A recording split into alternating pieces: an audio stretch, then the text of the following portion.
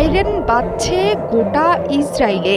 Israel যা ভেবেছিল আর Iran যেই বিধ্বংসী সতর্কবার্তা দিয়েছিল তা সত্যি করতে 1 ঘন্টাও সময় নেয়নি তেহরান।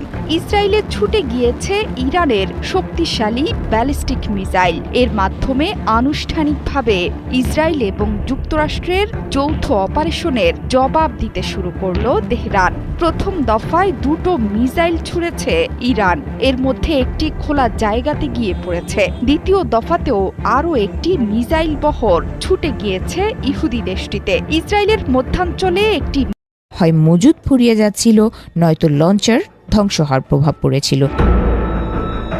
প্রস্তুতি নেওয়া হয়। 2025 সালে কিছু স্থাপনা লক্ষ্য করে হামলা হলেও অধিকাংশ অবকাঠামো টিকে ছিল বলে ধারণা করা হয়।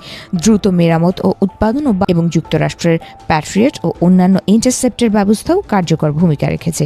পাশাপাশি কাউন্টার টিইএল অভিযান ও গোয়েন্দা নজরদারি ইরানের মোবাইল লঞ্চার ধ্বংসে সহায়তা করেছে।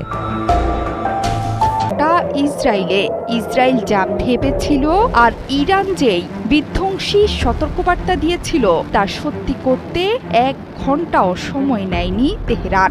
ইসরায়েলে ছুটে গিয়েছে ইরানের শক্তিশালী ব্যালিস্টিক মিসাইল। এর মাধ্যমে আনুষ্ঠানিকভাবে যেহেতু ইরানি প্রতিরক্ষা মিসাইলগুলোকে প্রতিহত করতে এই ব্যবস্থাগুলো সক্রিয় করেছে তেল আবিব। শুধু তাই নয়, ইরানি মিসাইল